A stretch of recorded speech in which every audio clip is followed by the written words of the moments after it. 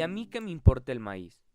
La base de una dieta que puede aportarnos los principales nutrientes que necesita nuestro cuerpo, pero también puede matarnos.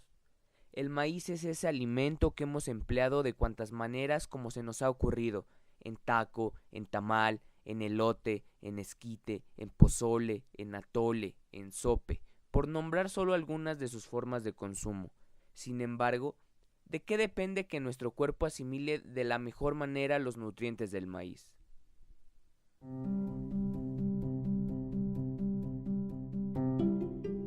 Es el alimento que se ha encargado de nutrir diferentes culturas. Desde tiempos prehispánicos, la siembra y consumo del maíz ha sido un elemento primordial de la vida y alimentación del mexicano. Ha sido sin duda el alimento base para la dieta del mexicano, pero su origen como una planta domesticada por el hombre para su consumo data de años atrás, donde las diferentes culturas mesoamericanas lo adoptaron como una planta necesaria para su alimentación, al igual que diferentes semillas y vegetales. Pero de manera específica, la adopción del maíz como alimento clave se dio en México, donde incluso se le asignaron deidades como Xinteotl en la cultura mexica, también conocido como el dios del maíz tierno, y Chicomecuatl, quien era su parte femenina o mejor conocida como la joven madre del maíz tierno. No hay pruebas de que nos indiquen un momento preciso a partir del cual se haya comenzado a domesticar el maíz por el hombre para su consumo. Sin embargo, en 1948 en Nuevo México, dentro de una caverna conocida como Cueva del Murciélago, se encontraron pedazos de maíz que mediante algunas pruebas científicas se comprobó una antigüedad de alrededor de 5,000 años. Lo que hizo que algunos arqueólogos como Richard McNeish se dedicaran a la investigación del maíz, encontrando restos en diferentes estados de México, que datan incluso del año 5050 a.C. La historia es la que nos ha dotado de esta gran oportunidad, ser grandes productores de maíz. Y tenemos que agradecer a Zapata, que a principios del siglo XX logró formular la reforma agraria en el Plan de Ayala, pero existió un gran problema: la ideología de Zapata no fue bien consumada. Es el artículo 27 de la Constitución de 1917. Así el reparto de tierras fue un mandato constitucional liderado por el Estado mexicano.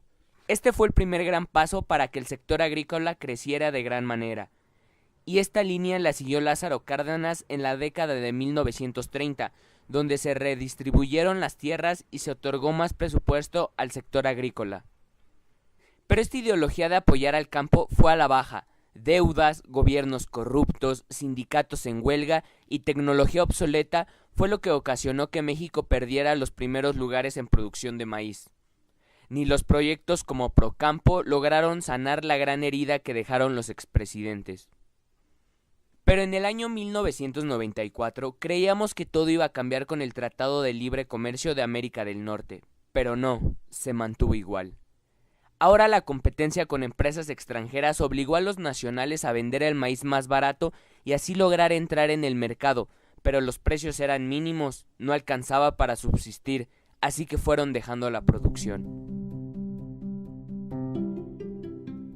Pues la inclusión del maíz dentro de los principales platillos que conforman la alimentación del mexicano no es reciente, por lo cual se le ha dado a este un valor invaluable.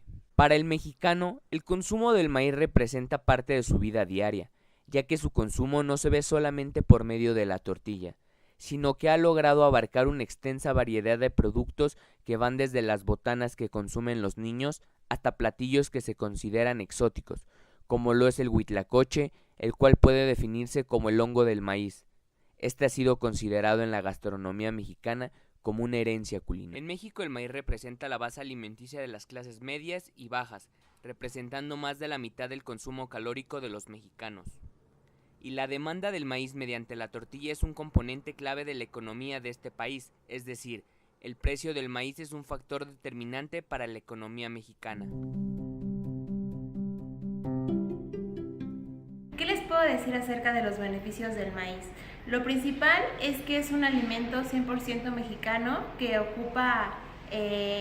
se ocupa desde la alimentación desde hace varios años atrás, que es para todo tipo de edades.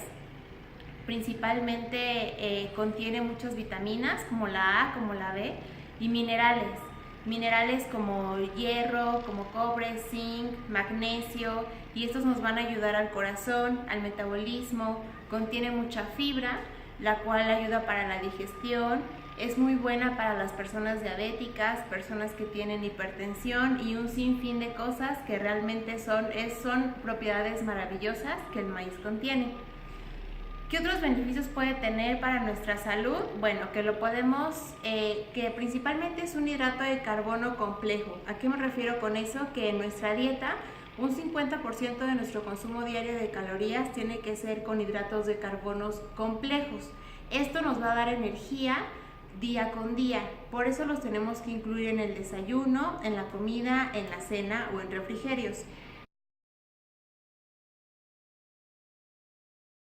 ¿Cuál es la mejor manera de consumirlo? Bueno, de consumirlo principalmente conocemos las tortillas. Creo que es un alimento que está al alcance de todos, es un alimento económico y como tip, esto que les hablo de las proteínas que tiene aminoácidos y los aminoácidos juntos con una leguminosa, principalmente vamos a acordar que la tortilla es un cereal y cualquier tipo de cereal combinado con una leguminosa, llámese frijol o lenteja como ejemplos, podemos combinarlos y los aminoácidos que tiene alimento con otro alimento, conjunto con el otro alimento, se van a formar una proteína, casi a nivel como si estuviéramos consumiendo algún tipo de carne animal. Entonces, si comemos una tortilla, la podemos combinar con frijoles y entonces haciendo un taco de frijoles o arroz con frijoles, etc. Regresando al tema del consumo del maíz, es muy importante que si vamos a consumir maíz y somos, por ejemplo, vegetarianos o veganos, podemos incluir en la dieta leguminosas y entonces ya formamos proteínas. Otra forma de consumir el maíz es en palomitas de maíz naturales, evitando que sean de mantequilla o con otros aditivos que ya la industria le están agregando a este producto. También otro consumo sería como los conocemos normalmente en la calle, que sería hervido o asado y como tal la mazorca que viene con el maíz. Ese sería también otro tipo de consumirlo saludablemente. Recuerden que las maneras de lo que estoy hablando es que sean unas maneras saludables de consumirlo. ¿Qué pienso acerca de las frituras de maíz? Realmente creo que este alimento de las frituras de maíz es, como su nombre lo dice, frituras. ¿Y a qué me refiero con esto? Que son botanas que se hacen en grandes cantidades de aceite. Y cuando usamos de este aceite, muchas veces las propiedades buenas que hablamos anteriormente del maíz se van a contrarrestar. Y entonces se hace un alimento de consumo cotidiano, vamos a llamarle. Ningún alimento está prohibido en la alimentación hablando de una persona sana, pero cuando hablamos ya de cualquier fritura y en este caso de maíz, creo que sí tendrá que ser un alimento que sea cotidiano, muy de vez en cuando. Es importante que no lo hagamos como consumo diario, como pudiéramos consumir una tortilla o una mazorca al natural, pero sí una fritura tenemos que tener cuidado con ellas, ya que sus grandes cantidades, lamentablemente en la industria hay muchas frituras que no tienen los suficientes nutrientes y como tal se hacen calorías vacías que no nos van a dar a nuestro cuerpo nada más que calorías, y por eso estamos en esta situación del aumento de peso, de obesidad, de diabetes, hipertensión que sufrimos. Entonces es muy importante que cuidemos la parte de cómo consumimos el maíz. Creo que de todas, la mejor sería, como les mencionaba, ya sea una tortilla, ya sean palomitas de maíz, que son muy económicos, y también cómo los combinamos. En este caso sería como con una leguminosa, y bueno, que lo podemos incluir en un sinfín de platillos que podemos tener al alcance de nuestras manos y muy económico.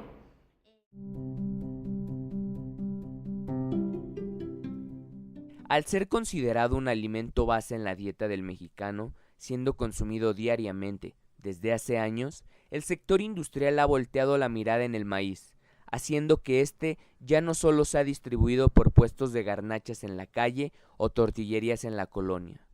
Actualmente encontramos marcas como Minsa, La Única, Misión y Mila Real, Maicena, Maseca, Kellogg's, Gruma, Bimbo, junto con Bachoco y restaurantes como Pozzolcali, Casa de Toño, Casona del Maíz, Gran Teucuali y Maíz Dorado que empaquetan u ofrecen el maíz en diversas presentaciones o platillos.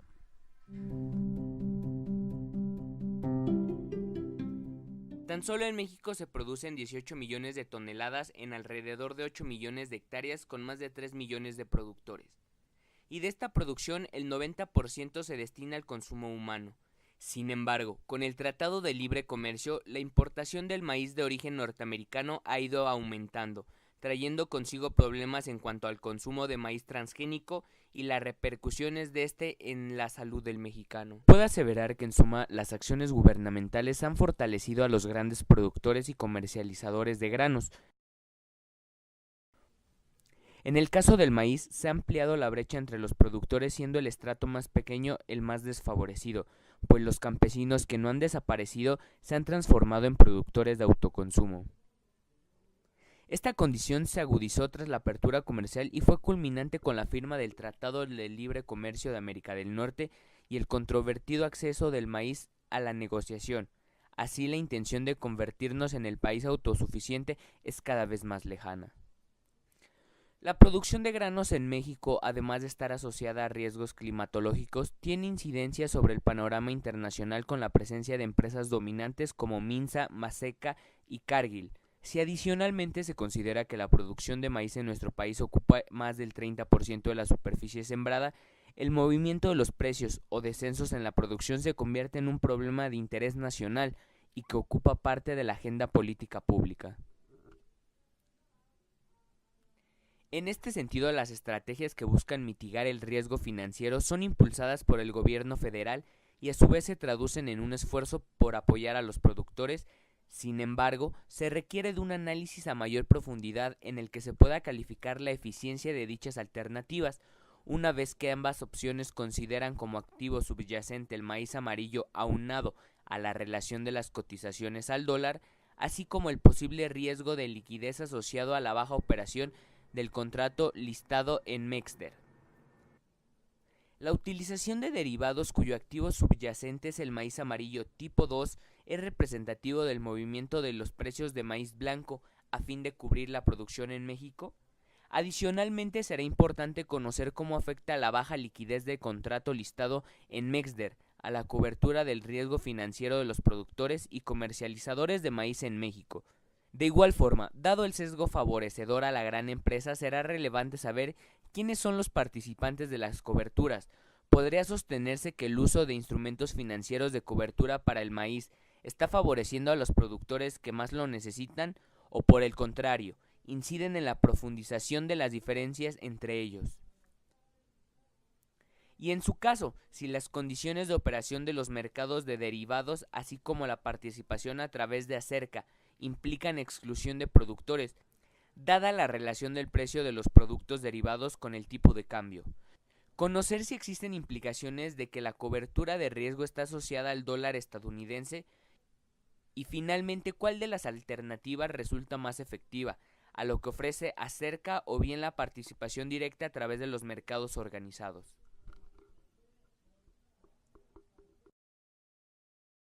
El maíz es por mucho el cultivo agrícola más importante de México, tanto desde el punto de vista alimentario, industrial, político y social. Analizando al maíz en relación con los demás cereales que se producen en México, trigo, sorgo, cebada, arroz y avena principalmente, en cuanto a la evolución del volumen de la producción de maíz, la tasa media anual de crecimiento de 1996 a 2006 fue del 2%. No obstante, los decrementos registrados en 2002 y 2005 en la producción obtenida de menos 4.1 y menos 10.8% respectivamente. Por otra parte, se observa que la participación del volumen obtenido de maíz en la producción total de cereales es creciente, ya que en 1996 la participación del maíz fue de 61.5%. En 2002 su contribución alcanzó el 67%. En tanto que en 2006 llega al máximo nivel alcanzando en el periodo que se analiza 68.6% de la producción total de cereales. La producción de este grano está diseminada en todo el territorio nacional. Sin embargo, las regiones centro-occidente y sureste del país aportaron el 57.5% de la producción total durante el periodo 1996-2006, la del centro el 19%. Después de estas se encuentran las regiones noroeste y noreste, cuya participación se cifra en 16.7 y 6.8% respectivamente.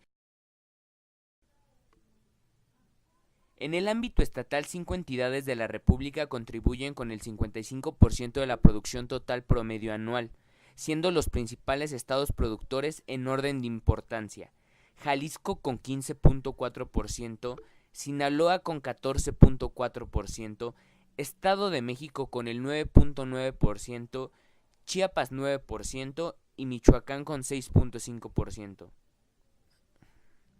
La producción conjunta de estos estados es equivalente a 10.000 toneladas. El 45% restante de la producción se distribuye en 27 estados del país, entre los que destacan Guerrero, Veracruz, Guanajuato, Puebla, Oaxaca y Chihuahua.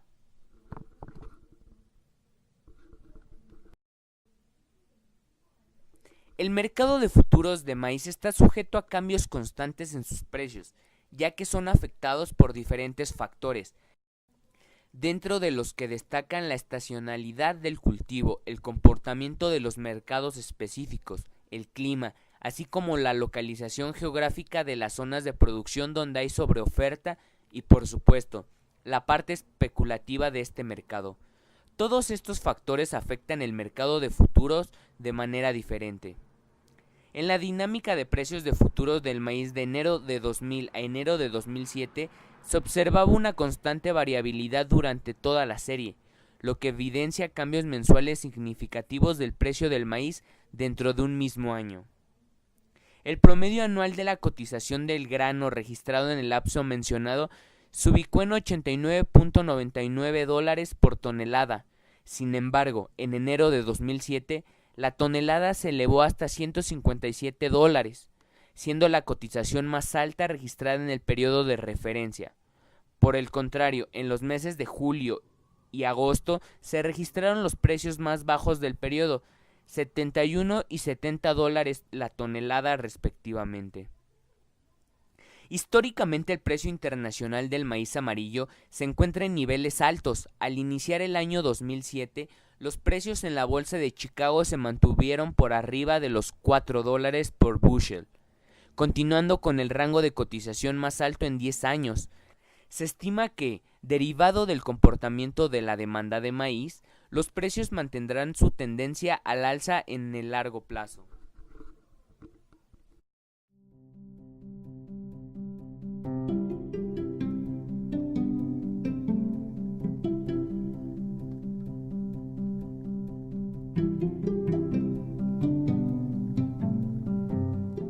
Ni muy ni tan. Tal y como en nuestros tiempos, todo alimento, por muy natural que se diga, ha pasado por varios registros industriales o químicos. Con eso no se quiere decir que toda la comida es mala, sino que se debe de llevar una dieta balanceada. Por una parte, el maíz tiene una buena tiamina, que le sirve al sistema nervioso en momentos de estrés o ansiedad, pues le ayudan a levantar el ánimo al ser humano. Su ácido fólico complementa nuestra salud cardiovascular, y mientras su inositol es perfecto para el cuidado de la piel.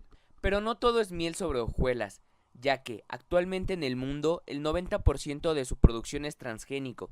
Si se excede su consumo puede llegar a bloquear la absorción de niacina, que beneficia el sistema respiratorio y el crecimiento. Por si fuera poco, algunas de sus elaboraciones como la polenta, maicena o las palomitas tienen un alto índice glucémico. Y es que es un poco complicado consumir alimentos sin meter al maíz de por medio.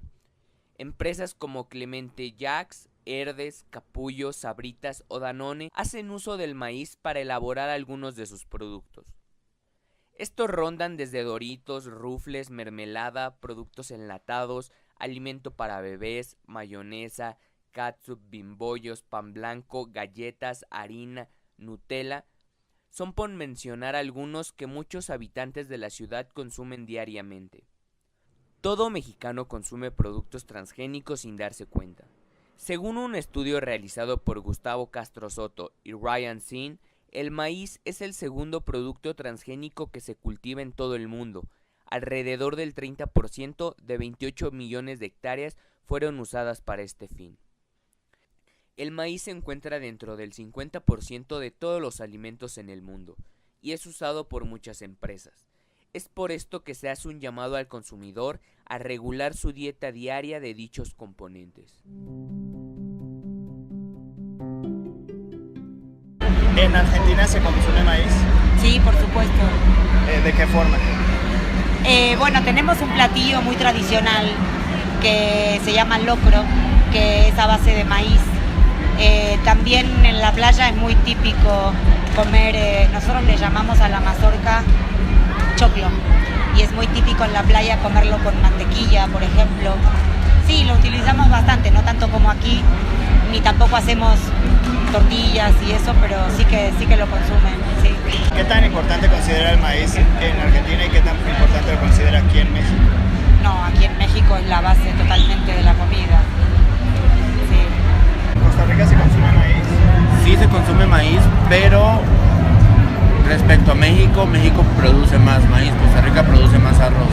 Entonces eso hace que nosotros degustemos de unas tortillas mexicanas exquisitas y los productos del maíz muy ricos, porque la calidad del maíz de ustedes es mejor.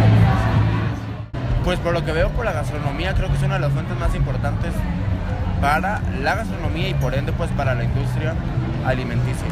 Entonces creo que sí está como ocupando un lugar muy importante, desde la parte de comer en las familias hasta la economía e ingreso de divisas al país. ¿En República Dominicana se consume maíz? Sí, claro está.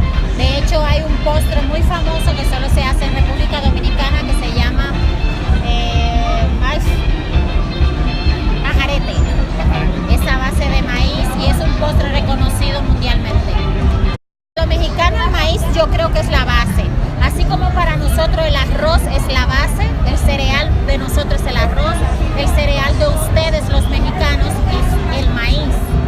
Entonces para ustedes sí tienen un sinnúmero de platillos a base de maíz, igual nosotros un sinnúmero de platillos a base de arroz. En Italia se consume bastante maíz, de hecho Italia ha sido hace años uno de los países que producía mucho. Luego con la revolución, con la introducción de la, ¿cómo se dice?, de la industrialización, ya se dejó de producir maíz en Italia y se compra mucho de aquí, de América Latina, sobre todo el grano de Estados Unidos. El producto que más se consuma en Italia base de maíz es la polenta. La polenta se consume acá. Esta es la llanura padana. Entonces se come mucha polenta y es como se hace nada más, es harina de maíz, agua y se hace como una masa. Y luego arriba se le echas lo que más se le antoja. Por ejemplo, se le puede echar salsa de tomate con un poco de carne, o brócoli, o también nada más mantequilla. Entonces, ¿considera importante para Italia el maíz? Bueno, sí, somos un país que la verdad consuma bastante maíz, a pesar que, que lo que se consuma más claramente es el trigo, siendo italianos con la pasta y la pizza. ¿Y qué tan importante creen que es el maíz para México? El maíz. Para México. Bueno, la verdad yo creo que es lo que más tendría que valorar acá. La comida está toda hecha a base de maíz acá y sobre todo es muy importante porque el maíz lo se encuentra desde la cultivación, o sea, desde el campesino hasta quien trabaja el maíz el fábrico que hace la tortilla, lo que vende la tortilla y todos los derivados. Entonces yo creo que es muy importante un bus que abarca toda la población, ¿verdad? ¿Qué tan importante considera el maíz para México? Pues sí es importante porque es un plato principal en la comida de nosotros. Se elabora la tostada, la tortilla y pues es básico para la comida de nuestro país. ¿Considera que al paso del tiempo ha aumentado o disminuido la venta de estos tipos de alimentos? Pues, Se ha disminuido. ¿Por qué cree que se ha disminuido? Pues por el mismo, la contaminación del suelo ya no es lo mismo para poderlo cosechar. Ok. ¿Ustedes compran el maíz en algún lugar, lo cosechan? Lo compramos en donde vivimos nosotros. Okay. Al trabajar aquí en el centro, ustedes, ¿quiénes compran más, por ejemplo, tlayudas, que son los que ustedes venden, los mexicanos o los extranjeros? No, los mexicanos.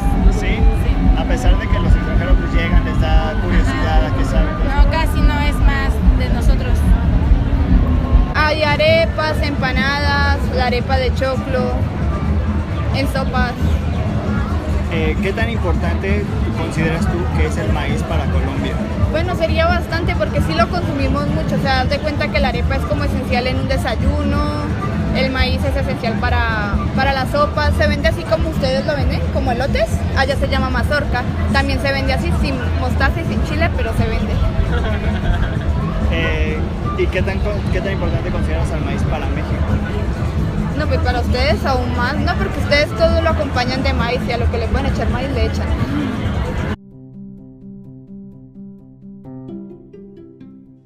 El maíz tiene una gran variabilidad en el color del grano, la textura, la composición y la apariencia. Puede ser clasificado en distintos tipos según la constitución del endosperma y del grano, el color del grano, el ambiente en que es cultivado, la madurez y su uso. Los tipos de maíz más importantes son duro, dentado, reventón, dulce, harinoso, ceroso y tunicado. Maíz duro. Los cultivares locales originales de maíz fueron en general tipos de maíz duro. Los granos de este tipo de maíz son redondos, duros y suaves al tacto. El endospermo está constituido sobre todo de almidón duro córneo, con solo una pequeña parte de almidón blando en el centro del grano. El maíz duro germina mejor que otros tipos de maíz, particularmente en suelos húmedos y fríos. Es por lo general de madurez temprana y se seca más rápidamente una vez que alcanzó la madurez fisiológica. Está menos sujeto a daño de insectos y mos en el campo y en el almacenamiento. Sin embargo, los maíces duros rinden por lo general menos que los maíces dentados. Maíz reventón. Esta es una forma extrema de maíz duro con endosperma duro que ocupa la mayor parte del grano y una pequeña cantidad de almidón blando en la parte basal del mismo. Los granos son pequeños con pericarpio grueso y varían en su forma de redondos a oblongos. Cuando se calienta el grano revienta y el endospermo sale. Varias formas primitivas de maíz tienen granos de este tipo reventón. El uso principal del maíz reventón es para bocadillos, rositas o palomitas. Los granos con bajo contenido de humedad, cerca de 14%, cuando se calientan alrededor de 170 centígrados, revientan y cuanto mayor es su expansión, mejor es la calidad del producto final. Maíz dentado. En términos generales, el maíz dentado es el tipo de maíz cultivado más comúnmente para grano y ensilaje. El endosperma del maíz dentado tiene más almidón blando que los tipos duros y el almidón duro está limitado solo a los lados del grano. Cuando el grano se comienza a secar, el almidón blando en la parte superior del grano se contrae y produce una pequeña depresión. Esto da la apariencia de un diente y de aquí su nombre. Los maíces de granos dentados tienen una mayor profundidad de inserción en el elote, maíz harinoso. El endosperma de los maíces harinosos está compuesto casi exclusivamente de un almidón muy blando que se raya fácilmente con la uña aun cuando el grano no está maduro y pronto para cosechar. Es el maíz predominante en las zonas altas de la región andina y de México. Estos maíces son casi únicamente usados como alimento humano y algunas razas se utilizan para la preparación de platos especiales y bebidas. Por otra parte, también es difícil mantener la buena germinabilidad de las semillas. El potencial de rendimiento es menor que el de los maíces duros y dentados. Maíces cerosos. Actualmente estos maíces son cultivados en áreas muy limitadas de las zonas tropicales donde las poblaciones locales los prefieren para su alimentación. Su nombre se debe a que su endospermo tiene un aspecto opaco y ceroso. El almidón de los maíces duros y dentados está comúnmente constituido por cerca de 70% de amilopectina y 30% de amilosa. En cambio, en los maíces cerosos está compuesto exclusivamente por amilopectina. El mutante del maíz ceroso fue descubierto en China. Es un maíz cultivado solo para algunos fines específicos y en algunas partes de Asia Oriental. Maíces dulces. Estos tipos de maíces se cultivan principalmente para consumir las mazorcas aún verdes, ya sea hervidas o asadas. En el momento de la cosecha el grano tiene cerca de 70% de humedad y no ha comenzado aún el proceso de endurecimiento. Los granos tienen un alto contenido de azúcar y son de gusto dulce. Los granos en su madurez son arrugados debido al colapso del endospermo, que contiene muy poco almidón. Maíz común para mazorcas verdes. En muchos ambientes tropicales, los maíces duros y cerosos son comunes. Se cultivan por sus mazorcas verdes a causa de problemas que presentan los maíces de tipo dulce.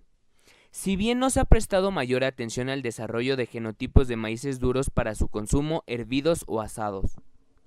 Maíz baby. Otro tipo de maíz que está ganando en popularidad es el maíz baby. Antes de la polinización, las mazorcas jóvenes son cosechadas y utilizadas como una hortaliza, consumidas frescas o envasadas. Los ambientes tropicales son particularmente favorables para cultivar este tipo de maíz y puede ser cultivado a lo largo del año para su consumo fresco.